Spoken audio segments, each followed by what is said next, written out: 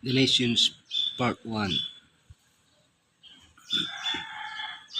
Then to him was given dominion and glory and a kingdom, that all peoples, nations, and languages should serve him. His dominion is an everlasting dominion which shall not pass away, and his kingdom the one which shall not be destroyed. From the sons of Noah arose the nations that populated the world after the flood. Most of them were hostile to Elohim, worshipping other gods and living according to their own laws. But Elohim brought forth a new nation and gave it the laws that would make it the most powerful nation in the world, and whose light all the nations of the earth would walk. The origin of nations, the first nations, a nation begotten by Elohim, the chosen people, the history of Israel, the history of the church, the role of the chosen people, the origin of nations, the first nations. These are the clans of Noah's sons according to their lines of descent within their nations. From these, the nations spread out over the earth after the flood. Because of their sin, Adam and Eve were expelled from Eden and forbidden to enter it. They and their descendants continued to come to the entrance to Eden, guarded by the cherubims, to offer sacrifices to Elohim. In this way, humanity for a time continued to recognize Elohim as its supreme ruler. When, due to the prevailing evil, Elohim decided to destroy the earth with the flood, he also removed the Garden of Eden. After the flood, men like Nimrod decided to create their own states outside of Elohim, governed by themselves. Nimrod is said to have been a giant hunter before the Lord Elohim.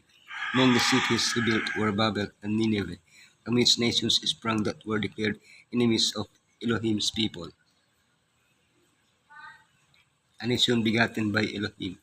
I will make you into a great nation, and I will bless you. I will make your name great, and you will be a blessing. Genesis 10 uses the Hebrew word goyim to refer to the nations. This same word is used to refer to the Gentiles, that is, those who are far from Elohim. In order to recover those nations, Elohim decided to bring forth a new nation, Israel, through the descendants of Abraham. Why choose Abraham? For I have chosen him, so that he will direct his children and his household after him to keep the way of the Lord. In this way, Elohim could show the world what happens when we allow ourselves to be led by him. He gave them just standards that would astonish the nations, causing them to desire to come into contact with Israel, to imitate it, and thus receive the blessing that Elohim desired to impart to them. The chosen people. The history of Israel. Behold, you have grown old, and your sons do not walk in your ways. Therefore now appoint us a king to judge us, such as all the nations have. Unfortunately, instead of wanting to be an exemplary nation led directly by Elohim, Israel wanted to be like the other nations. By asking for a king, they rejected Elohim. Even when warned of the consequences of having a king, they persisted in their rebellion. Knowing in advance the destruction of Israel, Elohim had dictated laws that, if obeyed, would ensure that the requested king would remain as close as possible to Elohim's ideal. Despite this, even the best kings had great flaws. Most of them are said to have done evil. After all, they were sinners ruling over sinners. For that reason, there is no righteous government except the one to come, the kingdom of Elohim. The history of the church. Not so with you. Instead, whoever wants to become great among you must be your servant. After Israel's apostasy, Yeshua instituted a new people, the church. But this people was not to have a king or a specific nationality. Those who governed it were to do so by serving others. During a 300-year persecution, the church remained more or less faithful.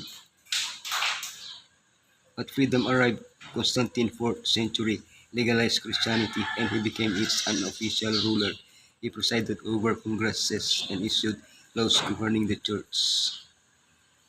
In the 5th and 6th centuries, the church relied increasingly on the state. and the Bishop of Rome gained greater authority. Service was no longer the norm of government. Throughout the Middle Ages, anyone who did not obey the authority of the church had to pay for their rebellion with death, torture, or imprisonment. The church has thus made the same mistakes as the people of Israel. The road of the chosen people. I, the Lord, have called you in righteousness. I will take hold of your hand.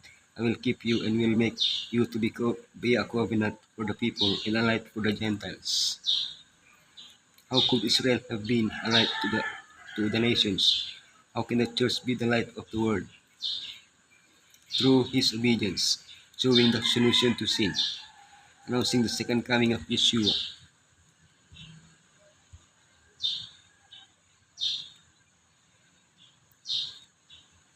The historical reality of the people of Elohim has been that of a people who have failed to accomplish the work that Elohim had designated for them. Still, the world has been blessed through Israel and the church with the blessed message of salvation. We are living in the final stretch of history, the last opportunity to fulfill our purpose of being the light of the world or proclaiming God's Elohim's salvation. Oh, what a powerful good a converted man transformed daily can exert to bring blessing and gladness to the world. When the church is imbued with the spirit of obedience and love, members will exert in the world saving influence, and Elohim will withhold from them nothing that will crown that influence with success and victory. Men and women are his agencies for the salvation of souls. Those who are filled with an earnest desire to draw sinners to Messiah have the sympathy and cooperation of the heavenly universe.